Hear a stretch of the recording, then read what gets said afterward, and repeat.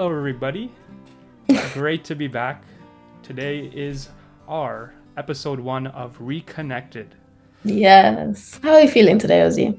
We're feeling good. We're feeling good. We had conversations with both our parents, and it's just been really interesting to see, in the aspect of collaborative aging, different cultures. And we talk about, when we came together with Ananya in our prototype episode, how does that affect it not only for them, but us back home compared to Canada?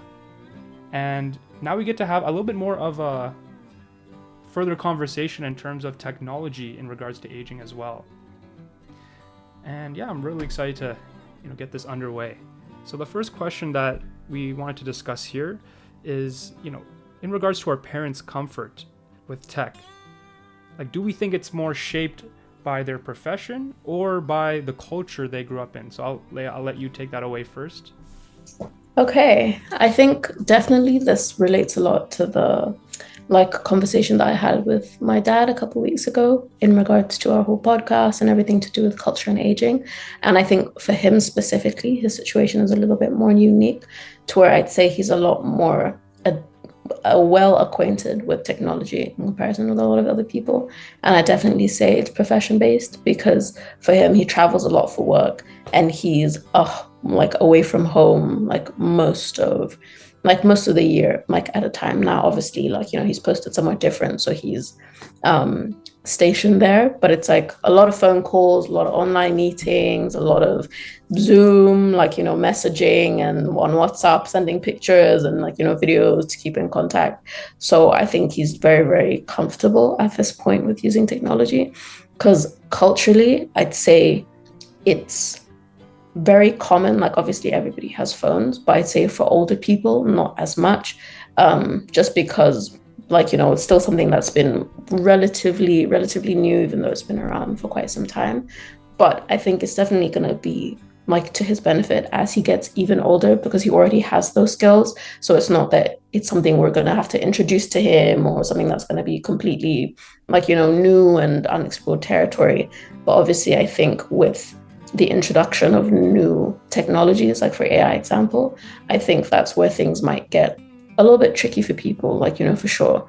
Because I was talking to him about the digital divide and how he kind of is able to communicate with younger people and how that kind of influences his ability to use technology. So I think that might stop a lot of people, just what I kind of took away from the conversation. Because I'm even with AI, I'm also just still figuring it out Yeah, it's like, wait, what's prompting myself. again? Like, how do I get something No, very yeah. specific? Yeah. Yeah, and it's now if we're already struggling, now having difficulties, there's people who are maybe the prime users Yeah. of AI, then what more people who have barely even used a phone, it's different, it's tough. Mm-hmm.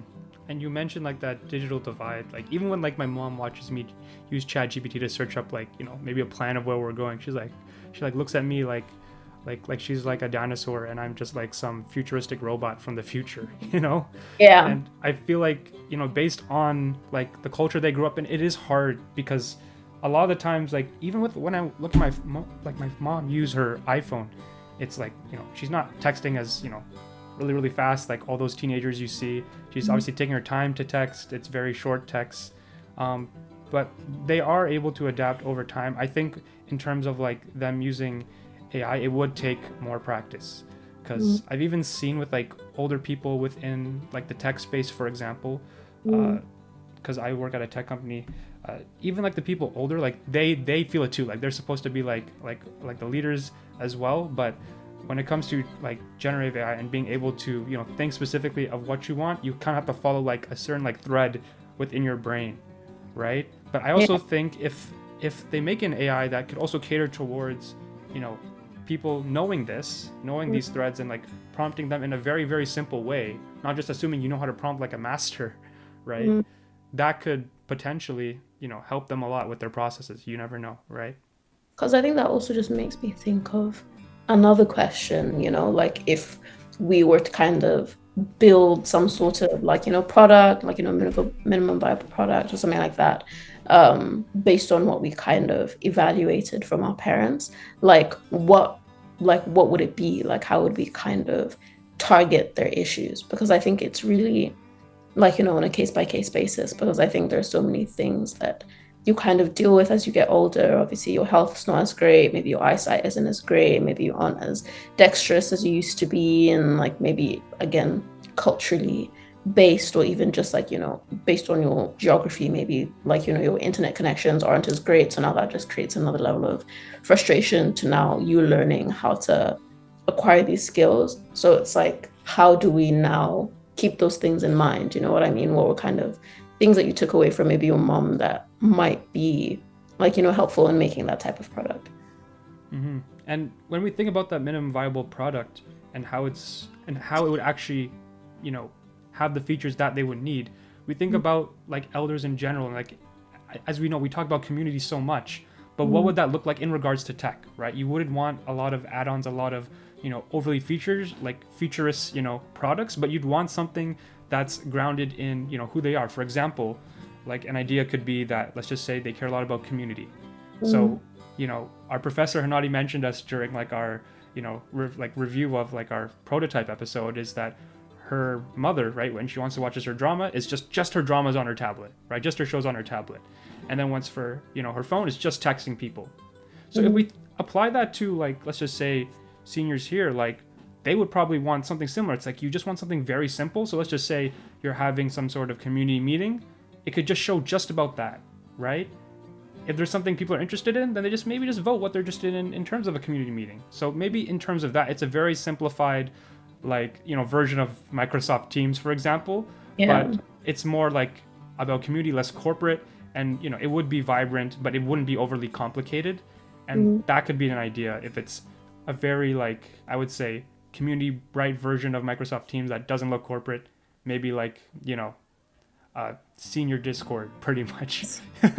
It's good. So you never know, right? What the future could look like, as long as there's that simplicity and that sense of belonging, and just making sure you're not, diverting from what it actually is, right?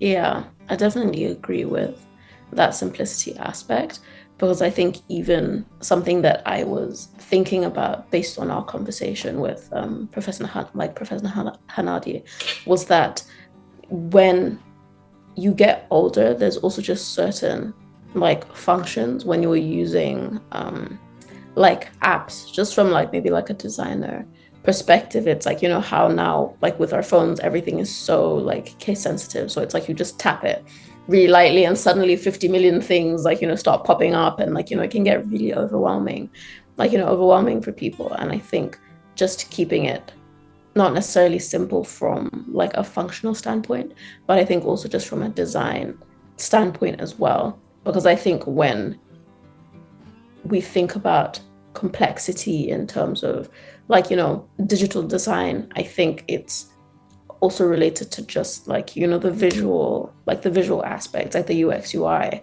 of it as well. So we're being more like, inclusive. Maybe if it's the font, maybe it's the positioning of certain like, text and things like that. Maybe it's making sure that things aren't flashing and like, like too many crazy designs, Yeah. and like, everything that's too eye-catching, like, on the screen, because that also just gets frustrating, like, for people. And like, if you can't really see as well, I think already, like when I'm looking at my phone, like my text is like pretty big because like Yeah. my eyesight is like, not the best. So it's like, imagine from someone who even maybe has like cataracts or something like that, like it's going to be a very different way that you shape your product. So I think if I think about any advice that maybe my parents might give in terms of like, oh, building this type of product, I think that they'd say be very user focused, like continue to be very user focused, because for us, like, there's things that we don't even like think about, like, on a day-to-day basis, but really getting to know who you're trying to design with, spending time with them and being around them, and making sure that you're listening to like, any gripes that they have with like, using technology and just in their own day-to-day lives. I think that's what would really, really be helpful in making this type of product. I shouldn't 100% rely on my children to look after me. They will look after me if they're available. But I must plan to look after myself before I call upon others to look after me. Mm-hmm.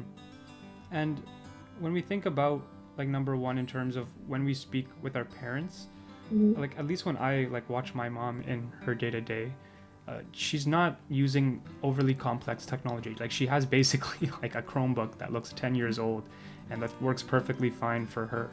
Imagine like somebody, let's just say like my mom's like, I mean, don't tell her I said this, but like, let's say she's in, I'm not saying she is, in her 50s Mhm. and, 30, 40 years later, you know, let's just say like you're an elder with some sort of condition as you mentioned, right? Let's just say you can't pick up like a phone as easily.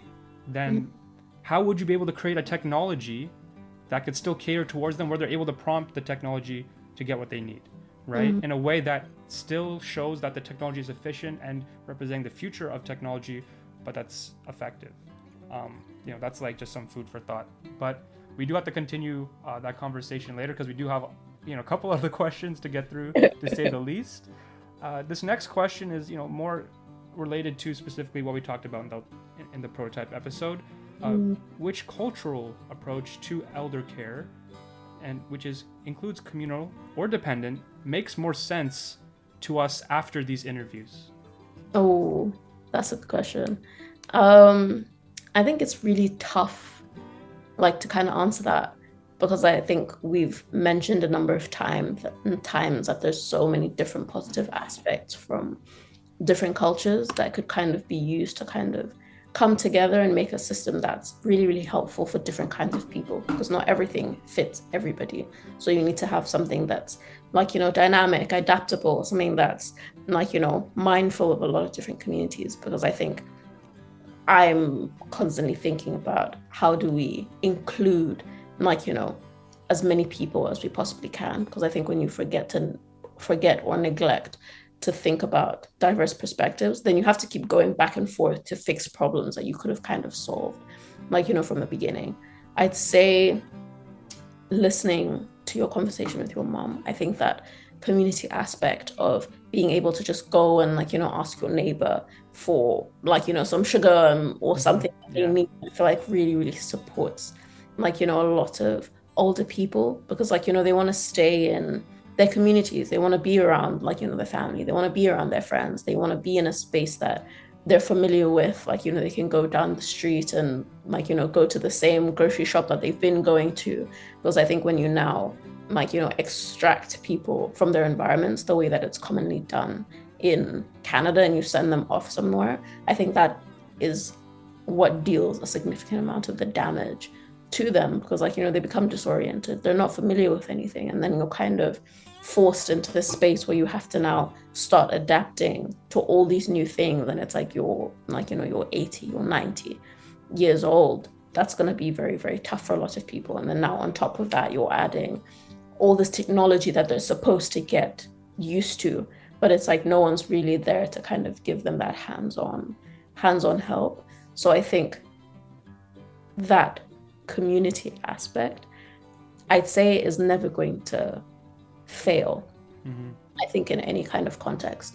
I think if you're able to prioritize keeping people in a supportive environment, then I think that would be like, at least for me, like the best option for people across the board, and regardless of what place you are, if you have people around you that can support you if you need it and you want it, then like, that's always best. Because I think also just keeping in mind, like, some people want to be by themselves, some people want to have their own agency and be in their house and not be like, fussed over like by people like Ozzy. If someone just came in and is like, okay, we're going to be doing all these things and they're rearranging your room and like, they come into your space, you're probably going to be a bit overwhelmed, like what's going on, Oh like yeah. alone. And I feel like that's the way it is for a lot of people. You just want to be comfortable and feel like you have that respect and autonomy, Mm-hmm. like, from others.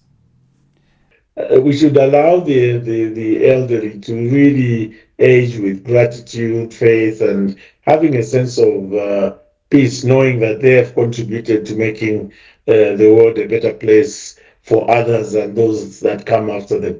So really the push should be to create a society or community that values the elderly and ensuring that their needs, the social, financial, health needs are met by the community. And in this sense, the community includes all of us who live in it, including the direct children to these elderly persons.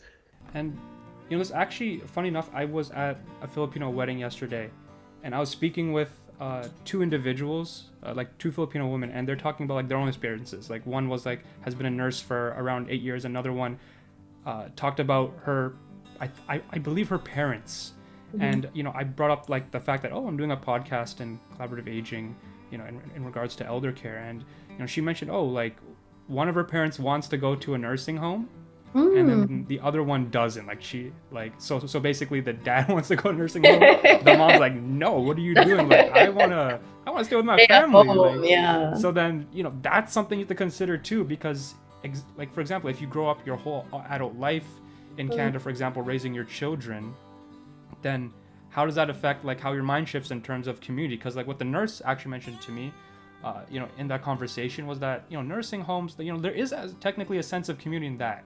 And I'm not here to play devil's advocate. Like I'm on the side of like, not really for nursing homes, because I guess both those women basically said to me like, okay, like we probably wouldn't want to be in nursing homes either. Yeah. Right? But just to see like the perspective of like the dad in that case, it really shows to like it's not just like a cookie cutter thing to Yeah. But in regards to that, I feel like communal makes more sense, just in the terms of like just pure happiness and just convenience of being around your family. And unless it's like you have like a very unique situation where like they physically can't fit into your house and they can't have a new house or something like that to fit you in, then I mean that's like the only kind of way like I would see it. Like for me, I mean I'm 22, I don't know these more older adult situations in terms of living from what I've seen, but I feel like that's a point to consider as well. And I feel like when you're still in that community space, just kind of to add something, I think talking about the aspect of like being cared for, I think it's kind of easier to bring someone in and have them kind of integrate within that space, as opposed to taking someone out and kind of throwing them like a fish into new water. Because like if the carer comes to your house, you'll probably be like, okay, cool, like, oh yeah, you're helping me out, but like let's sit, we have some tea, we have a conversation, like you feel comfortable, you don't feel threatened, as opposed to you're in a new space with a new person taking care of you. Like you're gonna be like you have like nowhere to run. And I think someone in my family, like a little while back, was having a conversation with my grandpa, and he just happened to mention what has allowed you to age, like what do you think has allowed you to age and like be alive this long, because like he turned 100 this year, like congratulations. Wow. Like to him. But he was just like, it's not like, at least in his like perspective and his experience after all this time, it's like it's not all this like healthy eating and like all this crazy stuff that people are telling you, like telling you to do, and obviously like do take care of your well-being. But he was just like, having that purpose, having some kind of purpose is what allowed him to live for so long. Because I definitely agree with that, because I think when you have some kind of purpose, whether it's professional, whether it's social, whether it's emotional, whether it's like just going outside to take care of your garden and that's what you do, I think that kind of allows you to have something worth getting out of bed in the morning. You're more mindful of yourself, you're more mindful of the things around you, because you have something that you're doing, that you're working around and working towards, and it kind of fulfills you like internally. So even maybe you're not feeling the best, maybe your health isn't the best, you still have that thing that you're thinking about, because it gives you that internal value and internal satisfaction.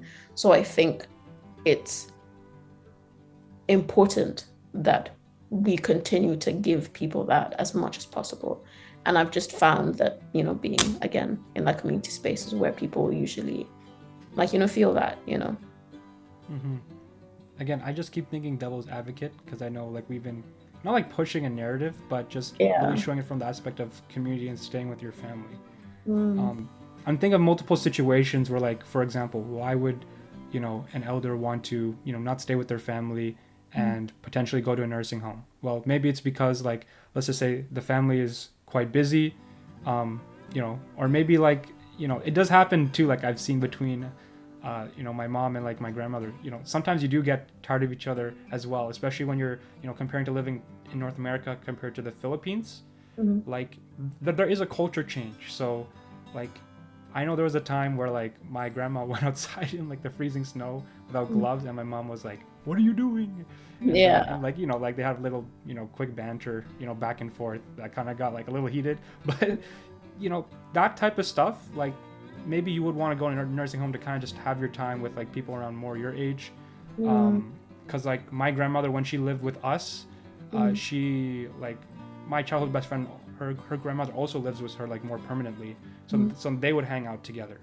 But Yeah. if you wanted something more communal with like more people, then potentially you would go to a nursing home. And I'm curious, in terms of nursing homes, will they have certain activities that kind of like keep that same, I would say, not the exact same essence of family, but in terms of like maybe keeping your brain sharp, if that Mm. makes sense. Again, I don't know.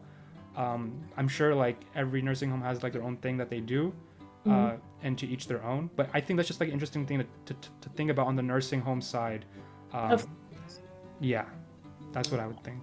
But I think what you're saying has kind of posed like an interesting thing in my mind because yes, we talk a lot about community, but I think community looks very different for different people. So I think kind of keeping it in that perspective of what that kind of means to you as opposed to like the Mm-hmm. general like societal view of what a community like what it means to have a community. Mm-hmm. I think for some people, like their community is like online. Like, they have never met any of their friends, like, they're just on the servers, but like that's community them to them that makes them feel like, fulfilled with their relationships and even just with themselves. It's not necessarily that they're spending time with their family all the time or things like that. For other people, your community is a single person and that's enough for you, and you feel like that person like again is able to fulfill you and help you like do what you need to do, and again like you navigate your life in a way that you feel comfortable. For some people, your community is your cats, it's your dogs, it's your pets, it's maybe your little garden outside that you love, and like that's where you spend most of your days. Maybe it's your neighbors that you just happen to see each other and say hi once a week, and that is like Yeah. that's it, and that's all you need. But you're still in a space that makes you feel comfortable, like you don't feel like you're just like disoriented, or you don't feel your age, if that makes sense. You don't feel like you've lost your autonomy and like you're not able to do the things that you want to do. Like I think defining community on that personal level, I think is an important part of the conversation. So I'm glad that you kind of addressed it in that way, because I think, yeah, we're not trying to push to be like, yeah, you need to stay with your family and do all that and like be together. It's like being with the community that makes you feel good. What you define as community, what you define as something that gives you purpose, or your hobby or your habit, or like whatever, what have you. Mm-hmm. I feel like even like, and I'm gonna mention one last thing before we switch to our last three questions here. Uh, in regards to what we've been talking about, like there could also be like an instance where if you're going to a nursing home as an elder, it could be your first sense of like real community because maybe you never really had that chance, right? Mm-hmm. Depending on your circumstance, maybe you don't have, you know, People around you. exactly, right? Yeah. So, and because earlier on, like in this conversation, we mentioned like well, like what if you don't have kids? Then who's gonna put you into a nursing home, right? Like you know what I mean? So, these are all things we have to consider. And this is kind of what I'm gonna lead into like the next question, which after talking to our parents, what worries or hopes do we personally have about our own aging in Canada? Because I think kind of what you were like mentioning towards the end there, I think is like a really like good point, because I think aging looks very different based on the generation that you're kind of coming from. And I think for our generation, again, we're very like, tech oriented. So I think that's going to play a really big role in how we approach like, aging going forward. I feel like we're going to have to be a lot more like, adaptable in that way, because it's like now everything's going online. Like, cash, we're not going to Yeah. be using cash, you're not going to be using card. It's just going to be like you tap your phone or you tap one thing and like, that's it. Like, anything that you want to do is like online, you're like through your media and stuff like that. So I think we're just going to have to keep that continued like mindset of like, constantly growing and constantly adapting, because I think it'll be more of like a hindrance like, to us than anything else. And I think, I don't know, I'm personally really excited about aging. I'd say that's Oh. maybe like, Coming that's from a woman, that's interesting to hear. That's that's a interesting bit, to hear. yeah, different from like Yeah. some people and Yeah. like conversations I've had, because I think it's just there's so much like, beauty in growing as a person and like, experiencing so much. And I think I just look forward to all of the like, all of the bonds that I'm going to be able to make, and the like, people that I'm going to meet and the things that I'm going to do. And I think that's just really, really something that I always tend to look forward to, because I'm just like, you would never, like, you haven't even met like what, maybe even like 60-70% of the people that you're going to care for in your life, like as we are, like we're only 20, like 20 and still in our early 20s.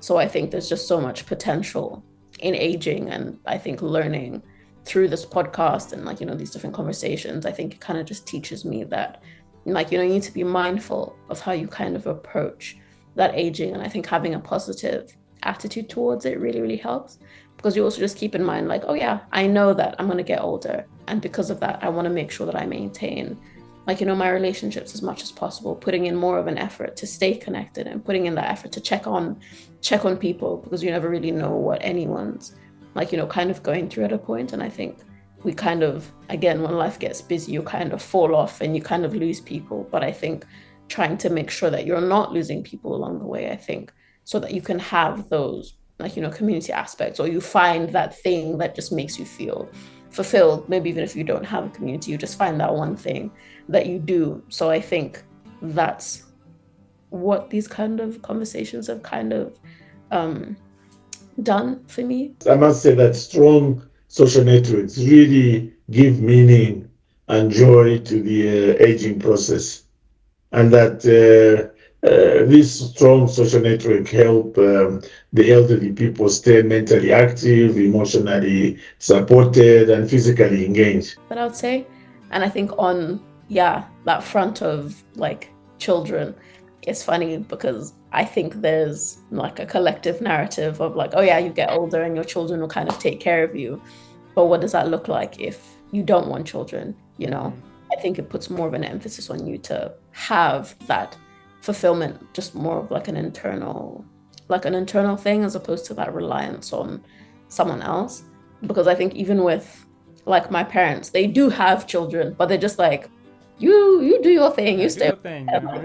Like, we want to be by Yeah, ourselves and have our yeah, own, like, fun and explore and live our lives. Like, you live your life. We don't want you hounding us and bothering us.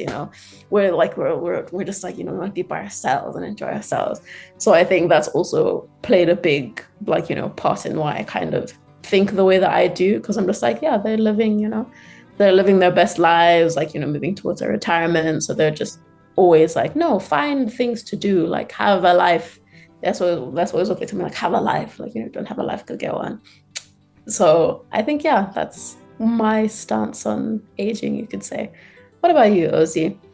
Oh, I have a whole spiel. Get ready, but well, not. I won't yap as long, but Yeah.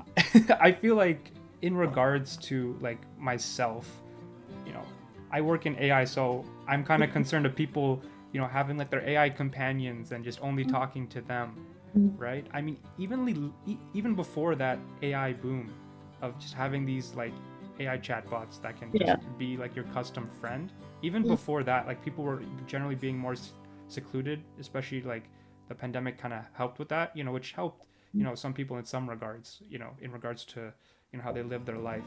But, like we do need to touch some grass, right? Like Gen Z does need to touch some grass. And if you don't know what that means, if you're not Gen Z, basically that means you need to go outside and meet people. Like I see Yeah, posts on LinkedIn about people saying, "Oh, we touch grass." Yeah, like good job. like don't celebrate that. Like that should be the norm. You know what I mean? Yeah. And that's something we have to consider for the future, because, if your families are gonna take care of you, then are we gonna have situations where you sign up with your friends to, like, go to, like, I don't know, like a nursing home or some sort of community, right? That could be a possible, avenue as well. And when we think about, personally, like for myself, like I'm different from you, where I would like to have kids, but I would also want, I would like to stay with them, but I also don't want to burden them, right? So that's something, I would have to consider, if that happens. And I think in regards to that, we will move into our next question, because we do have 10 minutes left on the call. Do you think tech will replace community support, or do we think the future of aging has to strictly combine both? No, I'd say I'm definitely like in support of combining both, because I think, like you've mentioned, like people just staying with, like, their AI chatbots all the time and that's their best friend. But I'm like, I see it like now already. Like people be like, "Oh yeah, I had a great conversation with ChatGPT," and I'm just like, "What do you mean you had a great conversation?" And now they're trying to like marry these chatbots. I'm like, Oh, exactly. And I'm just our like, family. hey, to each their own, Yeah. But I feel like you need to have some form of human interaction Yeah.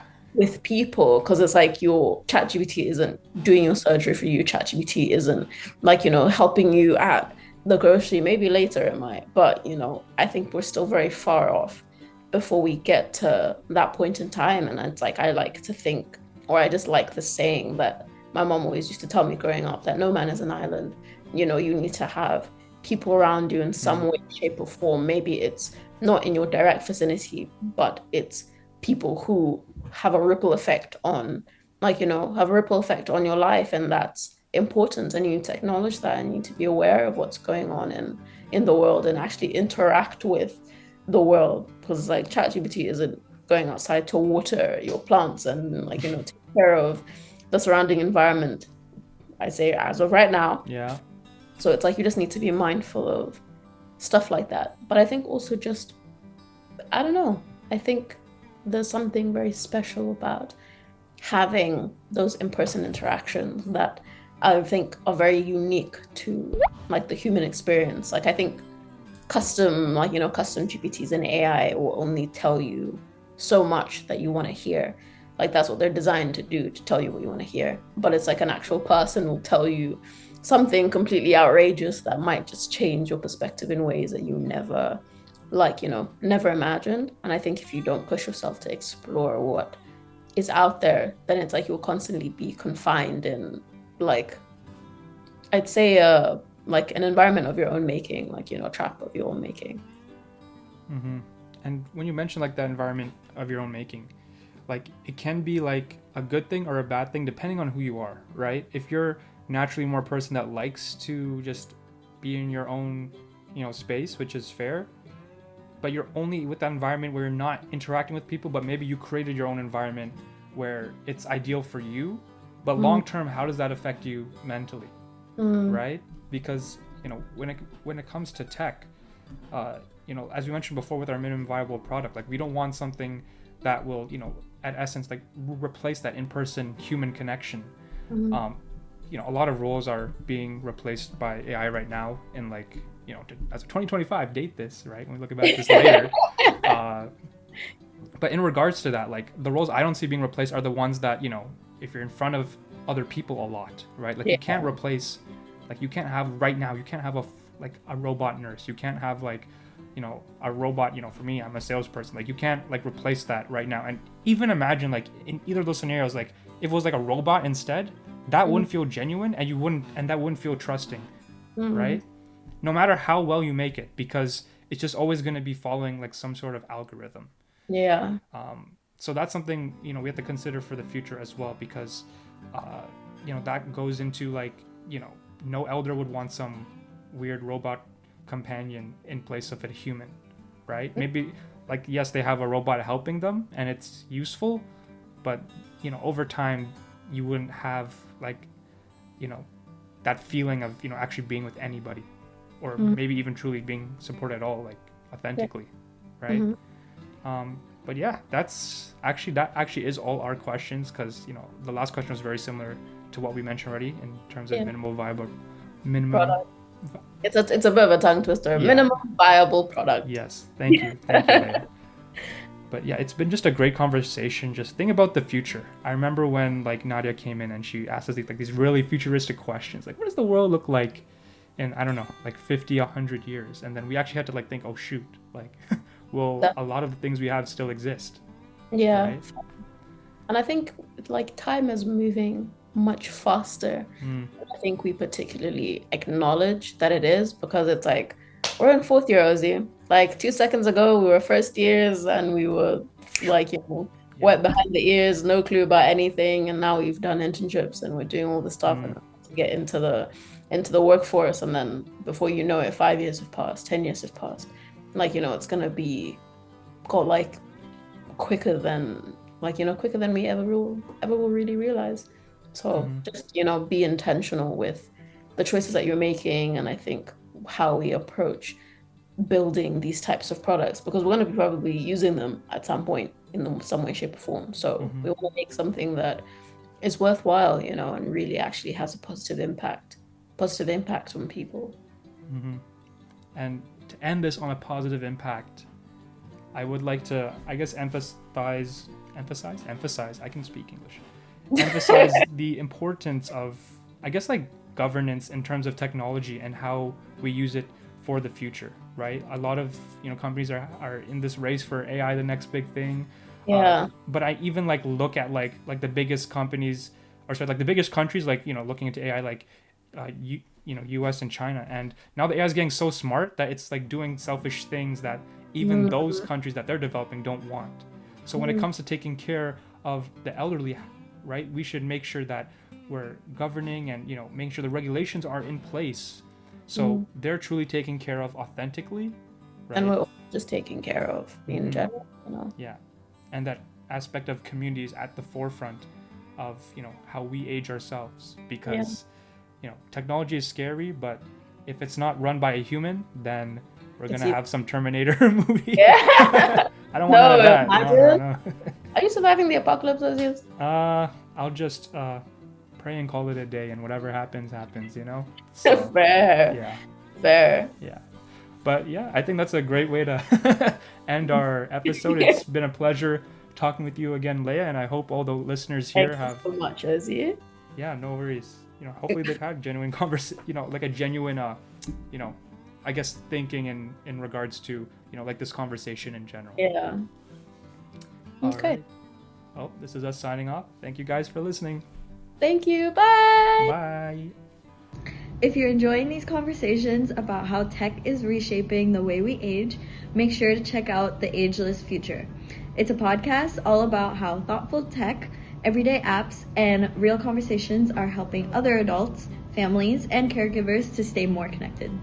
Their episodes are easy to listen, full of practical ideas, and honestly, super inspiring. So if you want to hear more, go check out The Ageless Future on the Digipod.